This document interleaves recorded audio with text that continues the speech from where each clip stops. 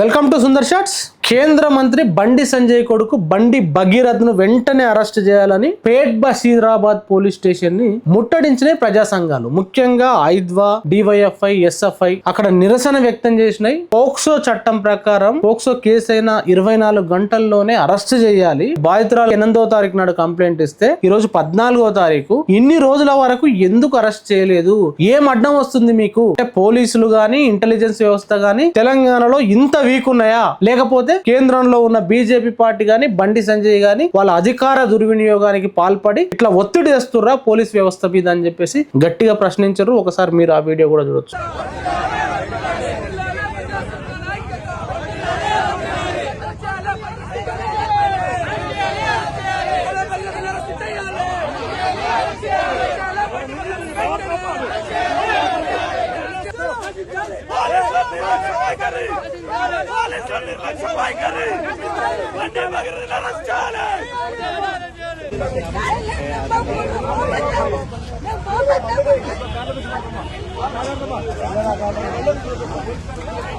చూసారు కదా, 6 రోజులు అయిపోయినా పోక్సో చట్టంలో బాధితురాలుగా ఉన్న మైనర్ గర్ల్ ని బాగా ట్రోల్ చేస్తున్నారు, విపరీతంగా క్యారెక్టర్ అసాసినేషన్ చేస్తున్నారు, వీడియోలు పెట్టకూడని రీతిలో సోషల్ మీడియాలో పెడుతున్నారు. నిజంగా పోక్సో బాధితురాలి ఫోటో గాని, వీడియో గాని, పేరు గాని, తల్లిదండ్రుల పేర్లు గాని, ఫోటోలు గాని, చుట్టుపక్కల వారి పేర్లు గాని, ఫోటోలు గాని బయట పెడితే చట్ట ప్రకారం నేరం. పోక్సో చట్టం ప్రకారం ఎవరెవరైతే సోషల్ మీడియాలో అత్యుత్సాహం ప్రదర్శించి ఫోటోలు బయట పెడుతుర్రో అందరూ కూడా రేపు ఊచలు లెక్క పెట్టడానికి సిద్ధంగా ఉండండి. దయచేసి ప్రజలారా, ఏం చేయాలి, ఏం జరుగుతుంది మీరు కామెంట్ రాయండి. Thank you very much. చూస్తూనే ఉండండి టీటీఆర్.